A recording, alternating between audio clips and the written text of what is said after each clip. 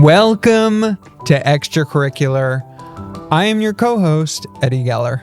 And I'm your other co-host, Stephanie Vanos, school board member for Orange County Public Schools.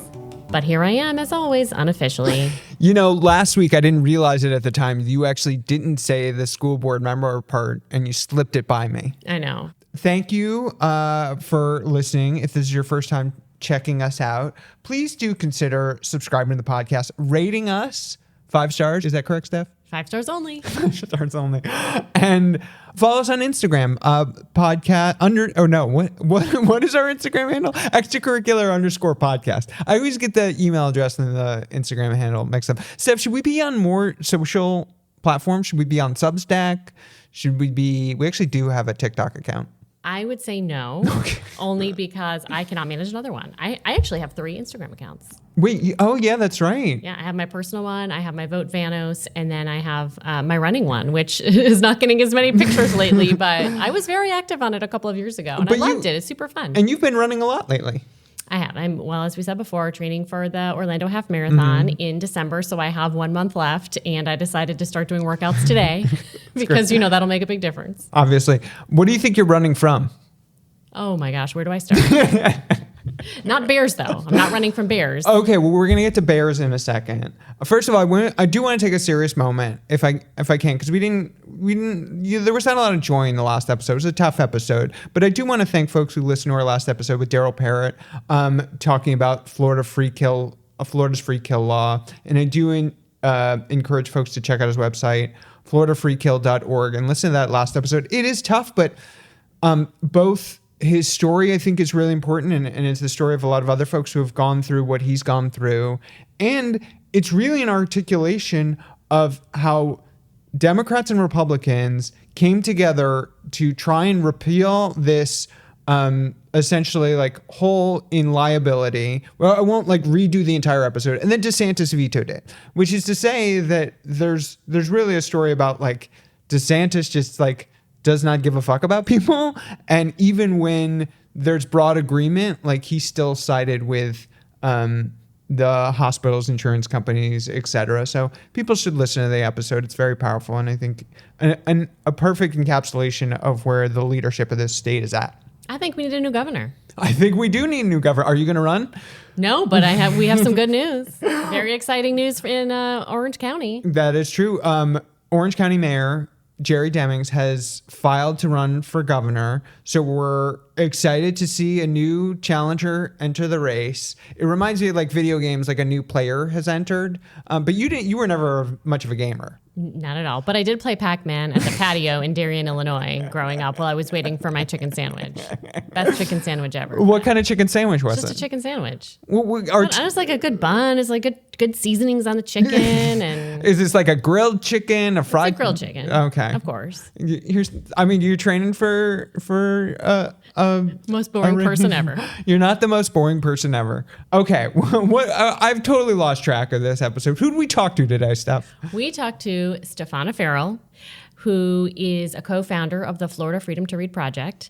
This was a group, a nonprofit that was sort of born out of really the book challenges that we started to see at school board meetings. And she does a lot of great work throughout the state. She really keeps track of which books are being pulled and, ensuring that policies and laws are being followed. And it's a lot to manage, but she does it. And I know she works with some other great people. They're doing great work. And she mentioned that she works a lot of hours and gets paid zero money, and not only doesn't get paid any money, but probably pays to do the job. Mm-hmm. So just really appreciate people who are engaged, our volunteers who are engaged, people who care.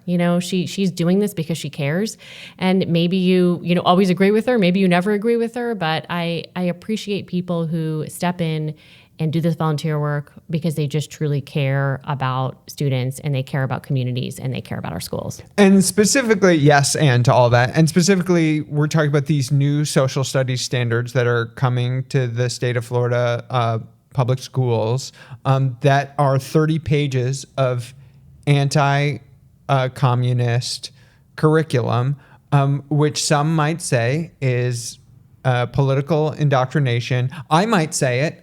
because, as I mentioned, and I've said before, I'm the inflammatory one on the podcast, but I actually don't think it's inflammatory. I mean, you're going to hear from Stephana talk about it and, understand what's going into these. And this is the same state that a couple of years ago introduced education standards that African Americans benefited from slavery. So this is along the same lines, maybe not egregious in the same exact way, but still just bonkers.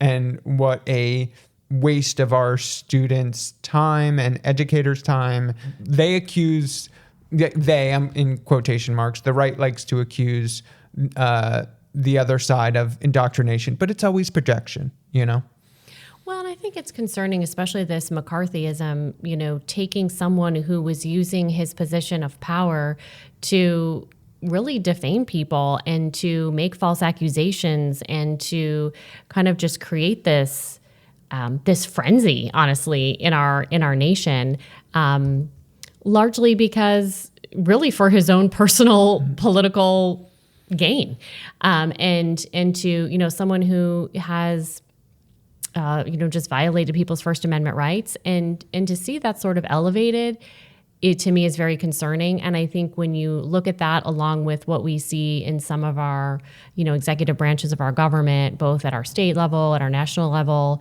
it is just very worrisome. So I appreciate Stephana speaking out, educating, and I hope that people will start to sort of follow what is happening with our Board of Education. Well, if they listen to this podcast, they will be very informed and they will follow along very easily because this is what we're talking about. Well, and hopefully they will make some public comment so that is part of the record. I love it. Okay. Today we are recording a little late, and I'm not blaming you. I just want to be on the record. No, we were excited to talk to Stephana. Stephana's very busy, so we decided to record today. Today's Tuesday. This will be released tomorrow on Wednesday the 5th.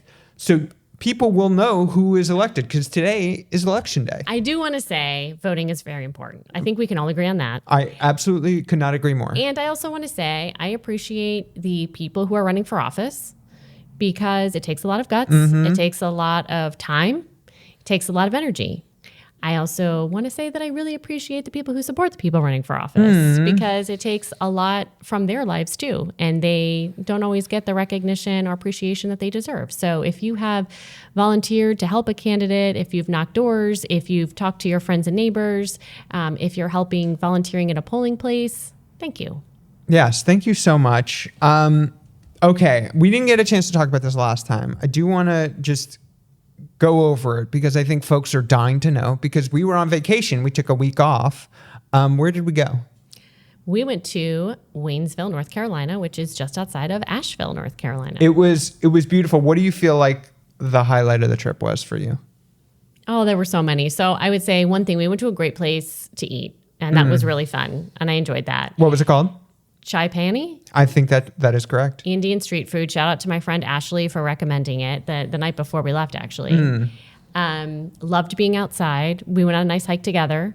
We got to hang out with a couple of your dear friends. Now I would like to consider my dear friends. Yes, and I got to go on a run with none other than John Hughes, who is, I feel like he's just the epitome of the running community in Orlando, Florida. And he and his wife co-own Track Shack. And they also have the Track Shack Youth Foundation. They do race time. They do about a million other things that you probably have no idea they actually do. But just really wonderful people in the community, and was able to get in a run with them and a run with John and a walk with Betsy that we did together. And it was wonderful. They were so nice and so nice to me, even though I'm not a runner. Not that I would expect any less, but I'm not really part of the club. But they treated me like I was part of the club, which is all you can ask for. Do you want to start running now?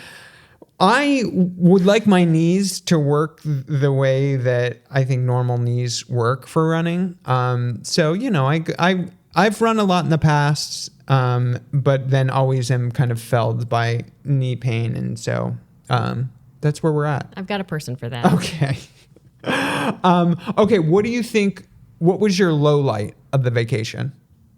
Not that we should be talking about sad things about vacation, but what do you think? I feel like you just kind of like to get me angry, but honestly, it might have been when I was so hungry and you made me get parchment paper from the grocery store. Okay, I feel like this needs explaining. We had went to this apple orchard and picked up some delicious pastry because this apple orchard has a bakery.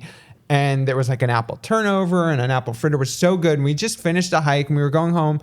And then we were going to we talked about reheating it. And all we had at our place that we were staying was aluminum foil. But aluminum foil, if you reheat things with aluminum foil, it sticks to the aluminum foil. So I was like, let's get some parchment paper from the store.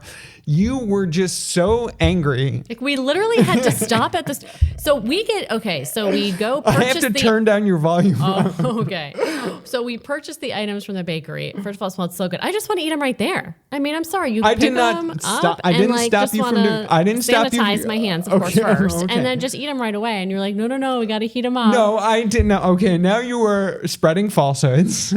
I did not say you couldn't. I didn't say you couldn't eat them in the car. I said you can. You wanted to wait. Well, because you wanted to go home to heat them up first. Anyway, parchment paper made me angry. That was a low light for me. What was the highlight for you, and what was your low light? Just the highlight, of course, was getting to spend time with you and our hikes together and going out to dinner. But also, we saw some bears while we were at a restaurant, just this mom and three bear cubs. I've never seen bears in real life. They were like on the other side of a creek. Maybe if I can figure it out, maybe I'll play some of the audio from the bears and I'll insert it right here.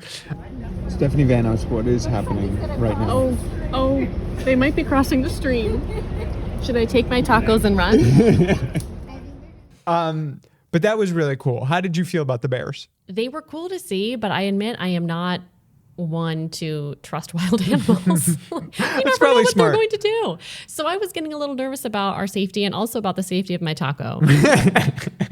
That's a good point. We could have just brought it home and reheated it on the parchment paper. Oh my gosh. Okay, I'm just saying.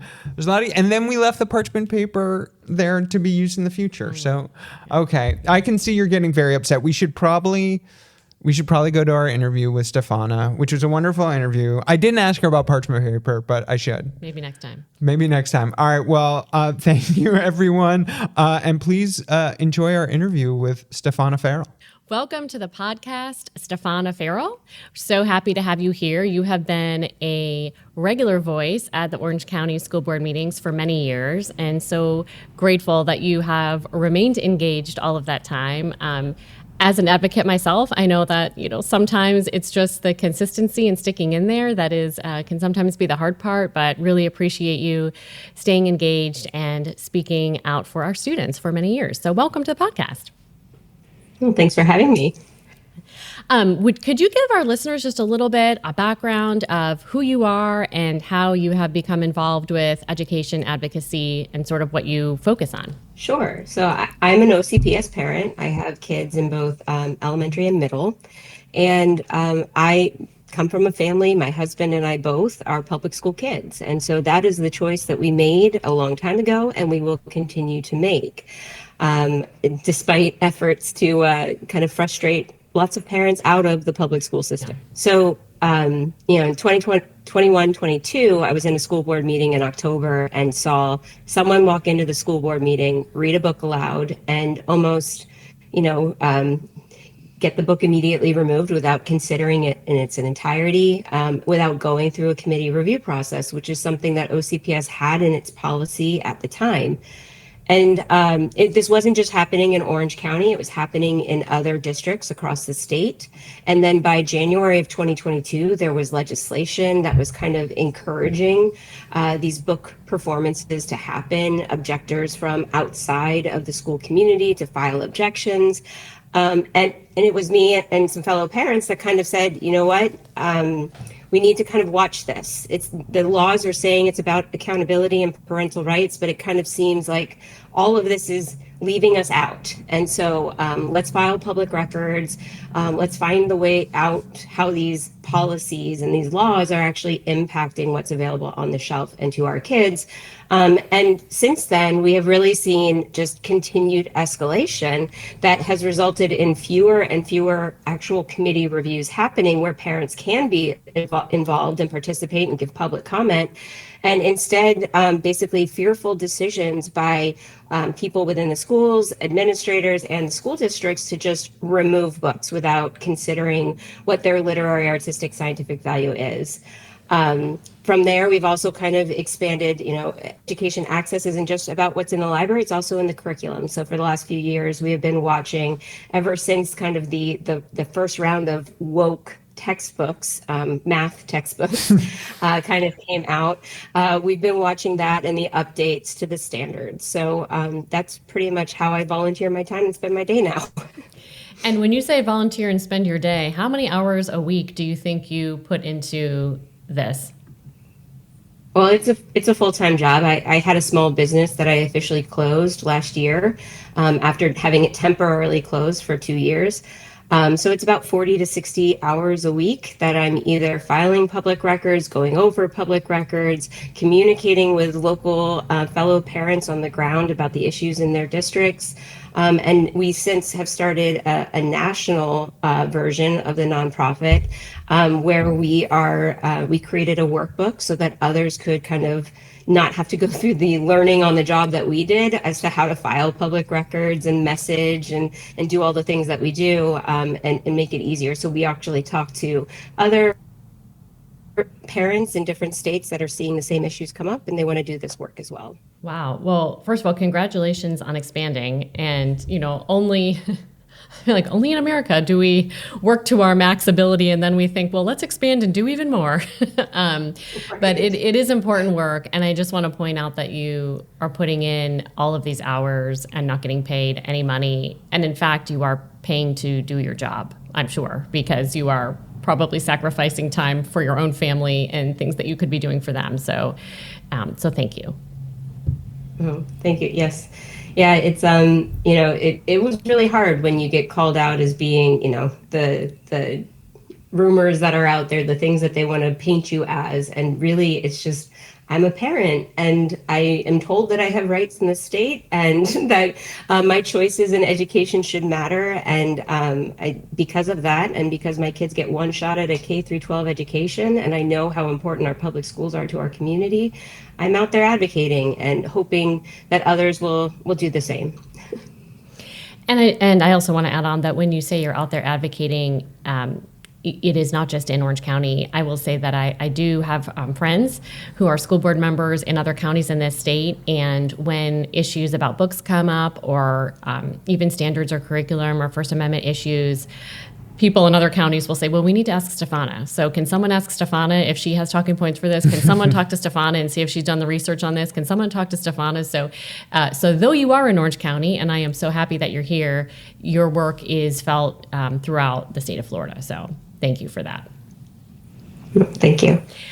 But I think today I know we will probably get to books, but I do think today we want to start off by talking about the current revisions to some of the standards. And I was wondering if you could walk us through how that happens, kind of how a law is passed, how then a rule is passed, and how that relates to the standards, just to set kind of the background for some of our listeners who might not be familiar about how this works. And just one little additional piece is like, what are the standards? I think when we talk about the standards, we kind of know what we're talking about, but just even a basic explanation there too. So a lot for you to answer, yeah. But that's why you're here. So all of the curriculum standards that must be met by our public schools are outlined in an education statute. It's 1003.42. And there's different topics that are outlined there. Many of them have to do with social studies standards that have to be covered. And so we've seen the legislature occasionally take up a bill that will add to these standards. We've seen Holocaust education expanded. We've seen African American history expanded. And most recently, we saw them in 2024 expand and require anti-communism education, communism history education that is supposed to, ensure that our students understand the history there and hopefully not adopt it is kind of the underlying goal, right? So the legislature will pass a bill that becomes a law requiring new standards in a particular subject. And it's up to the Florida Department of Education to define what standards are needed to meet the goals of that legislation. So most recently, we had this expansion of communism history, and the State Board of Ed has been asked to add to our social studies standards. Now, if you'll remember back in 2023, it became pretty public knowledge when we were set to expand African American history standards, but also the Florida DOE had to incorporate provisions of the Stop Woke Act, which was that you cannot teach racism, segregation, social injustice in ways that are age inappropriate, and ways that would otherwise lead students to be indoctrinated into feeling guilt or anguish for their particular race, gender, nationality, religion, so there was, back in 2023, when they made those expansions, there were two particular standards within the African American history standards that kind of got people's attention, because all of a sudden now we had a standard that said enslaved people personally benefited from the skills that they had to do while enslaved. And then we had another one that said that instances like the Ocoee Massacre, Rosewood Massacre, that there was violence perpetrated by and on African Americans, as if that they weren't just defending themselves in those situations. So those were two African American history standards that there was bipartisan support and outcry saying, these are wrong. They should be amended before the State Board of Ed approves them, and they approved them. In 2024, those standards, the social studies standards, came back up for amendment. This time they had to expand actually 9/11, the history of 9/11, but they also added some information about our Judeo-Christian founding into the standards. And so while the legislature said, we need this expanded, they took it upon themselves to amend some of the other standards as well, that being one of them. And that was an issue for, sorry. I'm sorry to interrupt. But so when that happened, do people even really know that they're sort of infusing the sort of like Christianity, Judaism into the standards? Do people really know that that's happening? So, organizations like ours and many others, there were Americans United for the Separation of Church and State. There was Interfaith Alliance, Pastors for Florida Children. There were a lot of organizations around the state that came out and said, there's an important separation here, and a lot of the language in these standards deviate from what we have long taught about the influences, basically, of ancient Roman and Greek civilizations on the founding fathers. Now we're incorporating these Judeo-Christian values, and for the most part, we're leaning harder on the Ten Commandments and its influence on our rule of law. And so it was something that kind of came about at the same time other states were entertaining the idea of posting the Ten Commandments in the classroom. And so I think for the most part, while Florida got some attention, a lot of the attention was in Louisiana and then in Oklahoma, where you saw Bibles being prescribed as a book that needed to be in the classroom. And so maybe it got lost a little bit, but it is there. I currently have a son in 7th grade civics who is going through this. And, I have to have the conversation about what the correct answer is on a test versus historically what is known to be true. Last year, he was in world history in 6th grade, where they actually go over world religions, and prescribed in the standards, you have, for middle school, you have Christianity, Judaism, Hinduism, Buddhism, Taoism, but not Islam. And so when they teach these different religions, they are teaching about the religious beliefs that are within those religions, but also the history of. What was very confusing to my son at 6th grade, because teachers are worried that they could be accused of going outside of the standards, deviating from, and inserting their beliefs on the curriculum.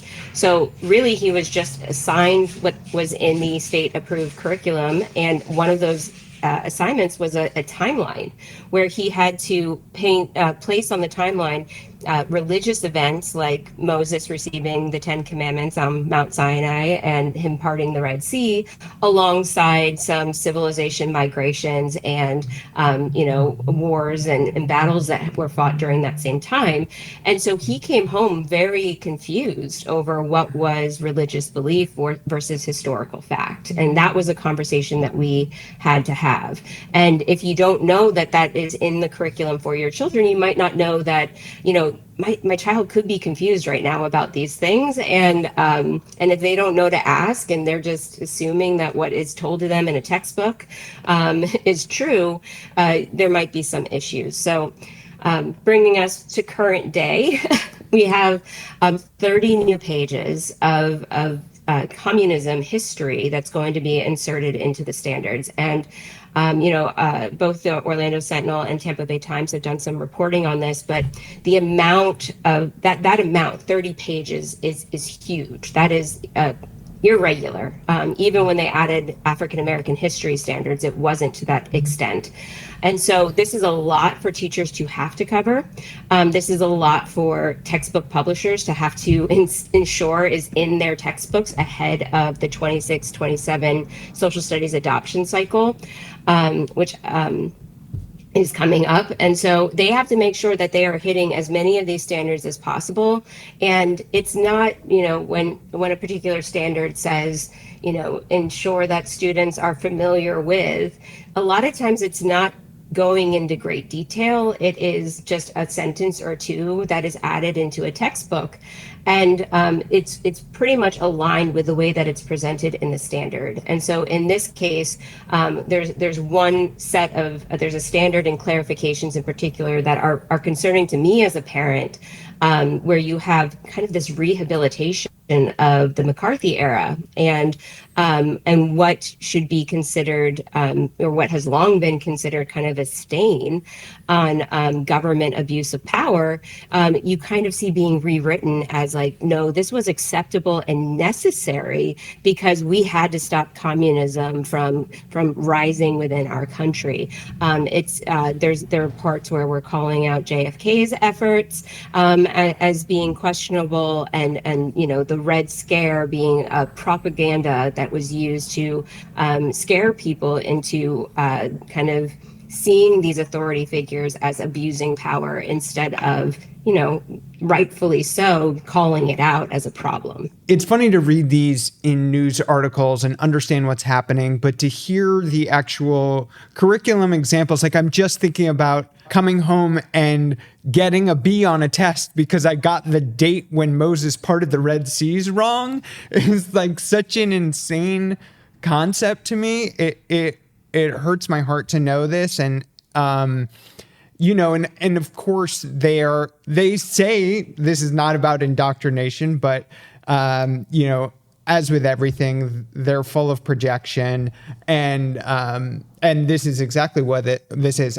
Of course, I'm the inflammatory person on the podcast, so I don't mind saying that. But I'm curious for you, like, do you feel comfortable editorializing kind of like what you feel like is happening here? Yeah, I mean, nothing can be taken in like a silo at this point, right? And so, like I said, there's 30 pages. The one in particular that got me was the reframing and the rehabilitation of McCarthy, and those interrogations, the hearings that he held. Because when I watched the June 4th State Board of Ed meeting where the Hillsborough superintendent was called before the board and accusations by board members were made about media specialists being child abusers, that all of them should be fired, that the 600 books should be immediately removed without any sort of process, without considering them in their entirety.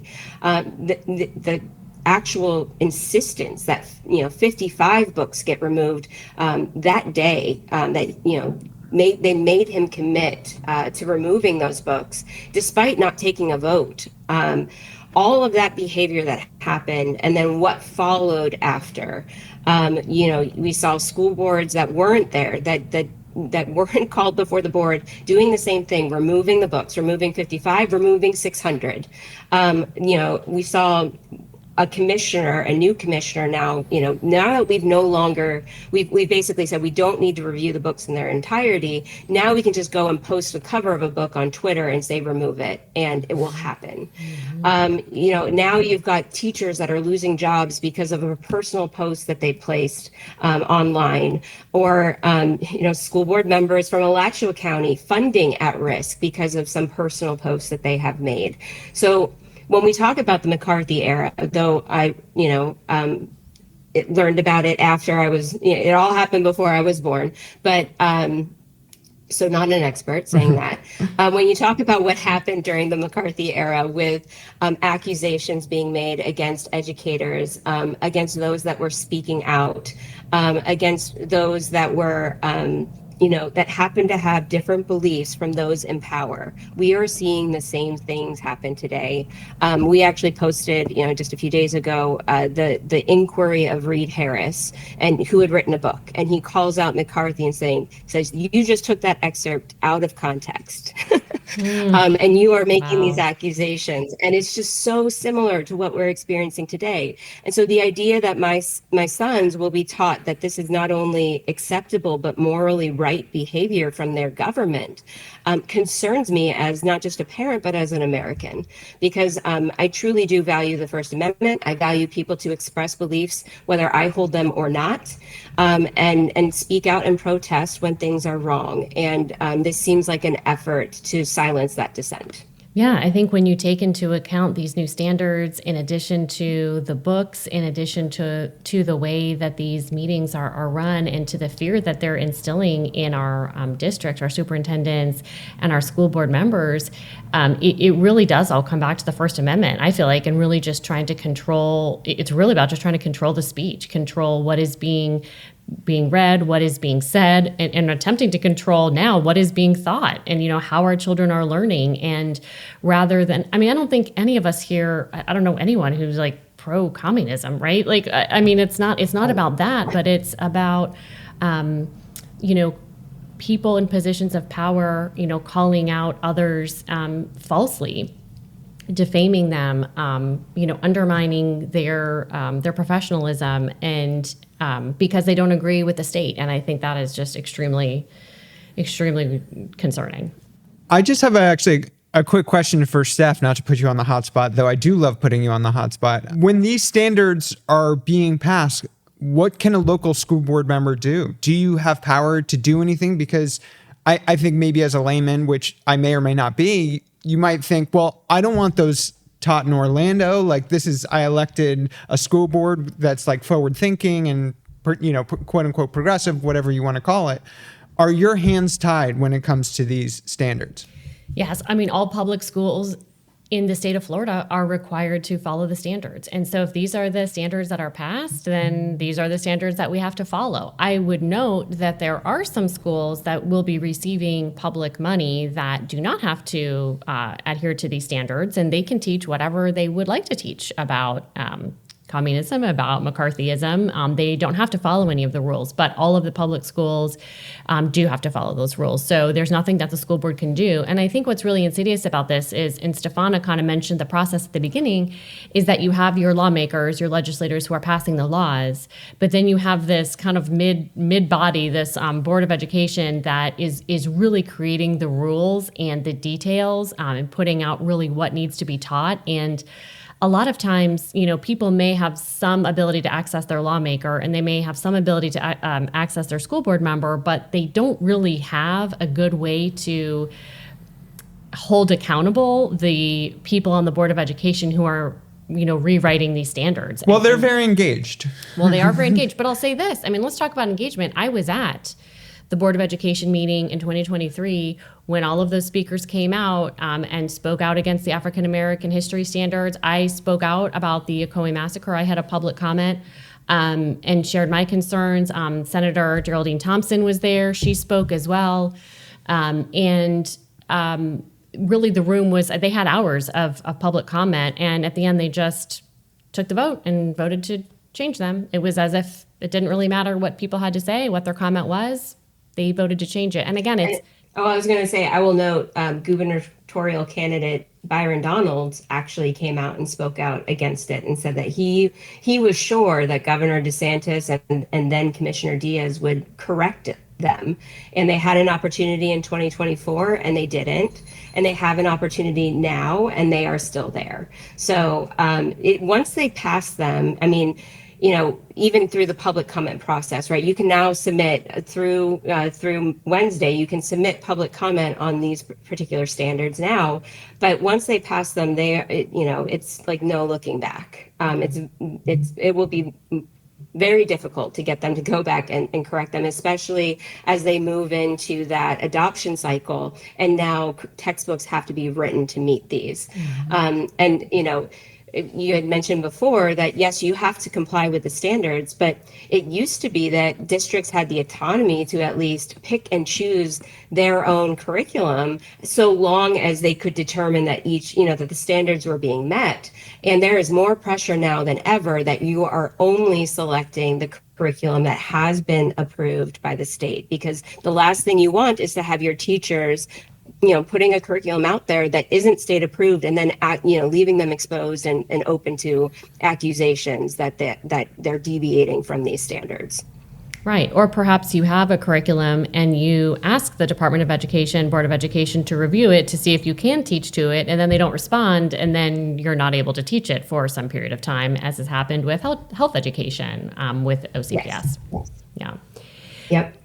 Yeah, and sorry, one other thing that I wanted to add, because you brought up, private schools, how private schools do not have to comply with these standards. The July meeting was here in Orange County, and I actually approached the new commissioner after.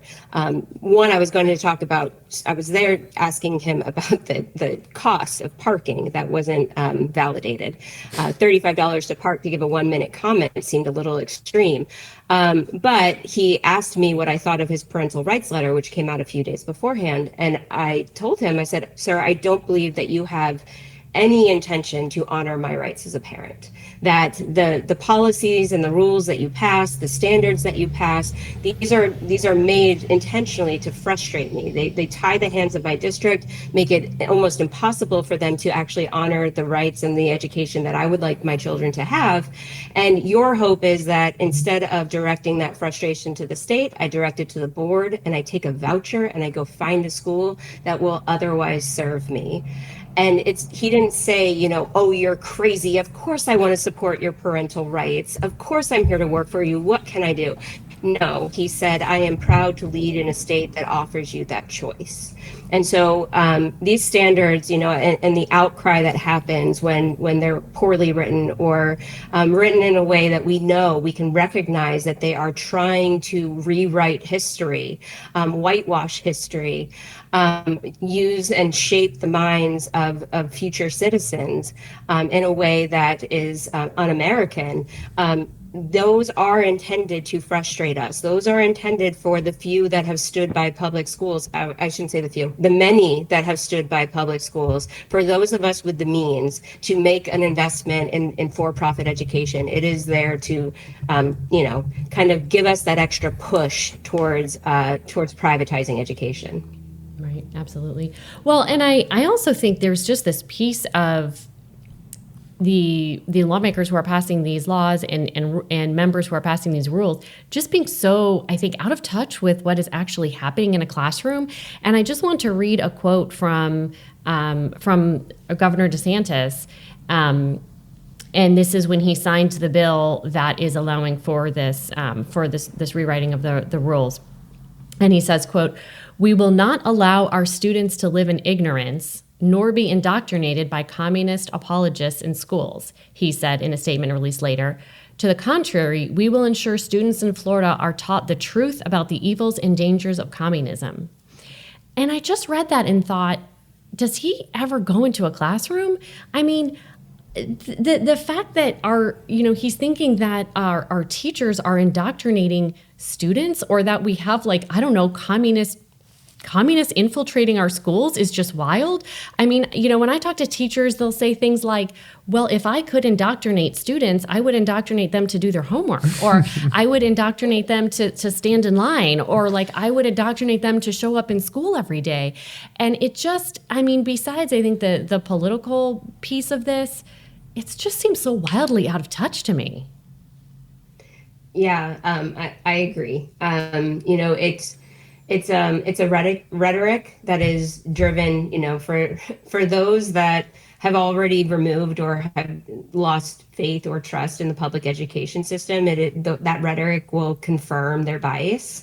And then for those of us that feel as if, oh gosh, how can we leave our kids in a public education system when the decision makers are sitting here saying these terrible things about the schools that we trust, and pushing our schools to only allow for one perspective to be taught in the classroom, right? They will even say we want to teach our children how to think, not what to think. But then you look at 30 pages of communism standards, and you say, no, this is them trying to teach them what to think. And so, it like I said, it really is designed to frustrate our Floridians out of public education. So whether you're from one perspective or the other, they don't really care to serve any of us. They would like to see education privatized, and to do that, they need the people with the means to take a voucher and either go the homeschool route, find a private option, go online, do something, because they do want to defund public education. Also, it feels worth noting, even though all of this is just political posturing with incredibly real consequences, I want to preface that, but you were talking about the quote unquote dangers of communism as Tucker Carlson has a neo-Nazi on his show. A Trump nominee to lead the Office of Special Counsel had to his nomination removed because he says he has a Nazi streak. Like, there is actually an ideology that is infiltrating a large part of the governing power of this country, Nazism, that is so dangerous and so scary. And so the idea that communism is something that deserves 30 pages, correct? Is laughable. Again, they're not actually, like, this is not in good faith, but it does feel worth articulating what is actually happening right now in American society in terms of dangerous ideology. Yeah, absolutely. And it is also funny that I hear a lot of times people are concerned about, civics education in our schools, and they'll say things like, we really need to be, teaching our children civics. And I always say, well, we've had civics education in our schools for many, many years. It's required in 7th grade. But I was wondering if you could share, if we could compare the I guess sort of length and pages just generally of the McCarthyism new standard versus the entire civics education for 7th grade. Do you have any idea how kind of the length of those standards compare? Yeah, so there's more than double the amount of new communism history suggested than what we currently have for the civic standards. So there is this weight that is put on these particular standards and need for education. And again, it's questionable as to how educators are going to fit this all in and still accomplish everything else that is required in the standards. There is a lot of education that has been added and required, and when you talk about what is actually needed going in to adulthood and into life, I think would understand that civics education is kind of a little bit more worthy of our time than maybe spending 30 pages of standards on anti-communism history. Yes, I've heard. I don't know if this is the exact number of pages. I've heard something like the civic standards are something like 11 pages or 12 pages or something like that, and then this small piece is 30 pages. So yeah, just interesting comparison. Well, they just can't help themselves, and who's stopping them? Who's stopping them from like going overboard and doing 30 pages of anti-communist standards? They are untethered. Okay, well that was upsetting enough. But while we have you, Stephana, I feel like you, along with my lovely partner, you are just the leader in talking about the threat of book bans. We talked about them, at the beginning of the podcast, and I know on the pod, Steph and I have gone back and forth with the updates with Mendoza, and I know there was another ruling. Can you give us kind of the current state of book bans here in Florida? Yeah, so there was a huge escalation as I mentioned over the summer, and so most of the reported removals that Penn had, Florida was number one again for the 24-25 school year. Go Florida. Which ended on June 30th. Most of those reported removals for Florida happened sometime between the end of May and the end of June. And that was because of the letters that came from the commissioner, the attorney general, and the actions of the State Board of Ed on June 4th. And of note, right, our current attorney general is appointed, our commissioner is appointed, and our school board, State Board of Ed, is appointed. So none of those removals happened with a review committee, a public review committee that includes parents. So this is not about parental rights. All of those decisions happened behind the scenes and happened at the insistence of the state to whatever degree, right? Certain districts felt pressured to immediately remove any book that's ever appeared on the state's list. Other districts said we're going to remove, even if committees and our board voted to keep books, as we did in Orange County, we're going to go ahead and remove books that have appeared on that list of 55. Two of the books that were named in that list of 55 are actually in Judge Mendoza's ruling. It is Last Night at the Telegraph Club and Homegoing. Those books were called out by Judge Mendoza as not obscene, not meeting the harmful to minors standard under our law in Florida, and yet the state is insisting that it does. So to end on a slightly higher note, we also track student library access data. And this is something that HB 1069 kind of requires of all districts. They have to ensure that parents, if they so choose, have the right to set limits on their students' reading without impacting everyone else. And so that data has been pretty consistent since we started collecting it, where more than 90% of students across the state have full access to their libraries. They do not have parental restrictions placed. This year, we have more than 30 districts reporting so far, and we are at 98% of students do not have parental restrictions on their library access. And so public school parents are not driving the call to limit access in the library. We know that public school parents trust their educators to make choices, to curate collections that serve a wide variety of needs of students and reading levels and interests, and that if we need to, we could place our own boundaries on our children without impacting everybody else. And we largely choose not to do that. So the narrative out there that the efforts by the state, which forced the removal of, actually in Hillsborough County, just to give an example, because a lot of this sometimes gets lost in like titles versus numbers of actual removals, instances of removals. When Hillsborough County pulled about 600 titles for internal review, they actually removed more than 11,000 books from the shelf. Wait, what? Pulling them off shelves because Hillsborough is a large county.